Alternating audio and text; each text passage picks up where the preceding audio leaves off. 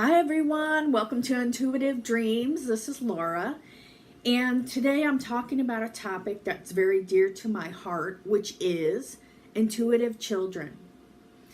Every month, people call me, approach me about their children that are suffering, that are seeing different things and spirits around places or in their home, and they don't know what to do. Okay? So the first thing that I would tell people is that you need to let them know that what they are able to see or do is not something bad. It's our natural abilities in this world. On the other side, we come down to earth. This is a school. A lot of times our abilities get closed down, and then so we can have a regular earth experience. For whatever reason, sometimes the abilities wake up so that we can help other people, be guides, whatever the case may be. But a lot of times children are right from the source. So they can see everything. They can commune with nature, animals, anything. They're open and pure, okay? So the first thing you want to do is reassure them that there's nothing wrong with them. They don't have a problem. It's just their natural abilities are open, okay? Then from there, depending on what they see, because if it's about a house, sometimes you can see echoes of history. And I'll give you an example of that, where I was seeing somebody, when my abilities first opened, I was seeing this man from the 1920s, and he had a vest and a mustache and everything. And sometimes we see events we don't understand. So this could be for children and adults. But children sometimes have a hard time communicating exactly what is happening for them.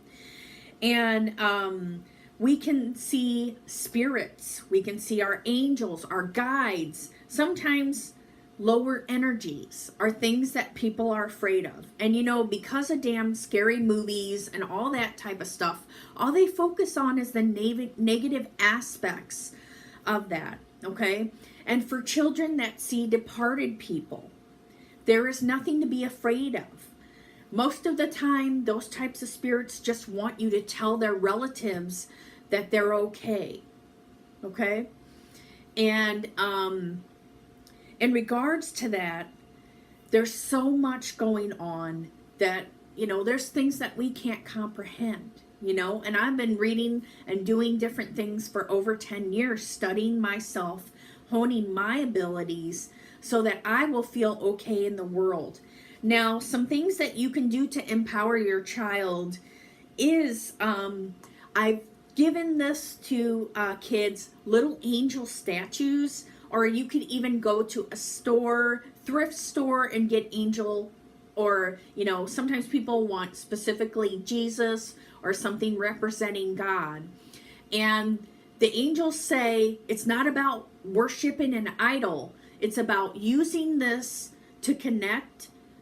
It's a physical object that you can connect to God and the angels through. It's not about worshiping it. It's about, okay, I have a little Archangel Michael angel, and I carry it with me. I connect with it, and I focus on Archangel Michael, and that connects me to him. It's not about worshiping anything, okay?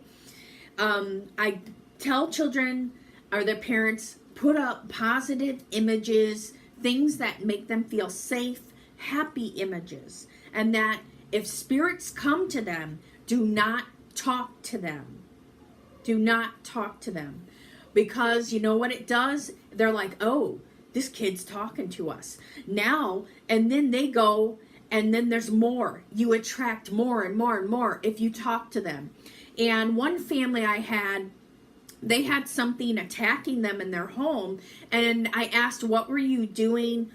Did anybody talk to the spirit? And they were telling the spirit they weren't afraid of it, and they were yelling at it. So of course that's going to make something mad. You don't want to engage at all, okay? And my rule is, I kind of say this as a rhyme. If it's white and bright, it must be right. If it's gray or brown, get out of town. So that's kind of a way for kids to remember, and they can say, I'm calling in my guardian angels now to take away the spirits from me. My guardian angels are here with me. And then again, they can call on Jesus, Archangel Michael, Mother Mary, whoever they feel safe with. And if for people where they're not particularly religious, but their kid is having experiences with spirits, what they could do is just say, guardian angels. I'm calling on my guardian angels to protect me and guide me, and Archangel Michael. Archangel Michael's taking away everything from the home and replacing it with love and light. He's placing me in protective white light now. And for them to visualize it, them to focus on that, okay? Because the angels help people no matter what they believe, no matter what they don't believe. They're not judging people at all. And then some of the other things that has been brought up to me, sometimes people worry, is my kid making it up? Well, you know what? We can never really know unless we're in their shoes. Or you bring them to an intuitive person and they can see, if the child's making it up or not. But most of the time, no matter what, you don't want to damage the child's self-esteem. If they are making it up, they want the parent around them. They want attention. They want love. So think about, how can I handle this in a safe and healthy way if you figure out they're making it up, okay? You want to make sure that they're doing it for a reason, find out that reason, and adjust your situation so that your child feels safe and comforted, okay? And then another thing that adults can get is they want to, besides, you can do different prayers, calling in the angels, visualizing white light, cleansing your home. One funny thing I like to do is visualize a vacuum cleaner, and Archangel Michael has a vacuum cleaner, and he's running it through the home, clearing out all this yucky energy and filling it with light and putting it in a bubble of light. And that always makes me feel uplifted. For anybody that's sensitive, it'll make them feel better, safe, and uplifted. Another thing, this is a prayer you can call in Archangel Michael and say, please place guardian angels around every window and door, ensuring its security. So that's simple and basic. You can make up your own prayer, and your guardian angels want to help you. So they will get the right help for you, okay? But you have to believe in it. You have to have faith in it. One person asked me, can I just get a cross and wear a cross and put it on my child? And I said, yes, but your child has to believe in Jesus. Your child has to believe that God and Jesus will protect him, that he or she is safe. They have to have faith in it. And another thing, as I was saying, to clear the home, you can use candles, sage, and sage is powerful. But I'll give you an example for me. I don't really connect with sage. So I don't really use sage to clear my home. I do energy work and also candles. So a lot of times, metaphysical stores will have candles with a prayer on it, and you can sit there and focus on it, because everything is about your intention, what you believe. You're not powerless, okay? Another thing is bells. Now this sounds kind of funny, but you can get a little bell. And bells have a vibration. You can do it this is a corner right here, and you just ring the bells in the corners, because that's where energy can stick.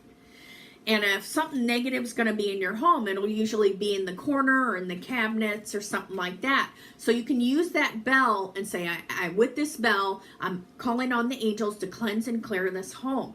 So you can do all types of things. Let me see what else. You can ask your angels and your guardian angels to go get help and to live in your home, to live with you. Okay, they're always around you, but sometimes from what I've seen, they're often above or they're watching from below. Whereas before, if you're a very sensitive kid and you feel scared and you're seeing spirits, you can call in your guardian angels to be right by you, and they will be. And they're giving me the image of them being here and here by me. Another thing that people can do is you can ask a church or call a church to come in and get holy water and things like that. But that, again, you have to believe in it, that it will work for you. You can ask Holy Spirit to live in your home, and that's very powerful also. And that, as I say that, I feel it, and it brings in high energy. And let me see what else the angels want to bring into this situation. Another thing you want to do is that it's not just all about the child. You want to pray with your child every day to make them feel safe, to do that with them. Oftentimes, I'm going to tell you this, guys, there are circumstances where one parent believes in the child and what's happening, and the other parent doesn't, because they're not sensitive and they don't feel anything. Therefore, they believe it's not real. That happens a lot. So in that type of case, you don't want to try and force somebody who doesn't believe in it to do those things.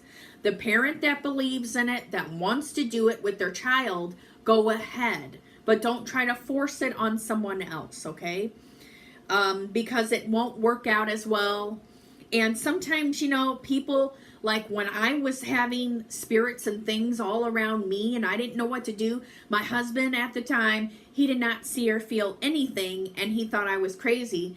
And then if you see my story about what happened to me, you'll know that eventually it started spreading. My friends came over, they saw things, so I was getting validated by other people, but he never became sensitive, he never saw anything.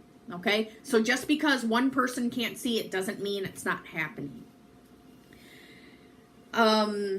So another thing, let me see if there's anything else I want to bring up. I wrote a little bit of notes on this because it's something that I'm very passionate about, and one thing that is very important is that no matter what belief system you have, because we are all from the source, we're all divine. We have these, again, I want to emphasize, we all have these abilities. They're not open here. Most people are not open here. But because of what's happening, people are being more open to different belief systems, or they want to see what they can do or see, or everybody is doing readings now. Everybody's trying to hone their abilities. So it's a big wave happening right now. And I feel like they're saying the children that are coming in are more aware and awake than it has been in centuries. So you're going to get a lot of intuitive kids coming in now. Kids that can really see and feel everything. And for you, if you make them feel bad about their natural abilities or that it's wrong, you're going to hurt them in the end. They're going to suffer. It's going to be their self-esteem and who they are, and they're going to keep trying to close it. Now, I'm going to say about closing down abilities. So sometimes if children aren't seeing their angels and they're just seeing stray spirits and things like that, you can work with them on closing it down. So what you want to do is tell them to, this is just an example, they can visualize in their mind that there's a doorway. And all the spirits are going out the doorway and the door is closing. And then just they can think about their angels coming in and white light filling the room. So that's a powerful technique. And if they do it over and over and over and over, they'll get to where they can open and close it. So, and you can also think of it like a radio station. If they're seeing all this stuff, then you can tell them, think about the radio, you're turning it off, okay? And every day, if children just leave it open, they'll see everything. So they'll see the good, the bad, the ugly. And a lot of it, like I said, if you believe that it can hurt you, it can. I'll tell you, I see the main thing that children have to focus on they're, before they master it and they visualize how to open and close their abilities, is that they have to come with this in, this is my natural ability. I'm just going to see things. That's the way it's going to be. and I'm not going to be afraid of it. It took me, as an adult, a long time to not be afraid of what I was seeing. Sometimes I would see a spirit that passed away is hanging around its family, or I would see angels, or I would see just sometimes there's weird astral creatures hanging around, so. But the best thing you can do when you see it, don't talk to it, don't be afraid, don't give it your fear, just be neutral. Okay, and I know that's easier said than done, and I know little kids, it takes a while. It took me several years to feel okay. And now when I see things, I'm just like, you know what? Do I want it by me? Is it positive or negative?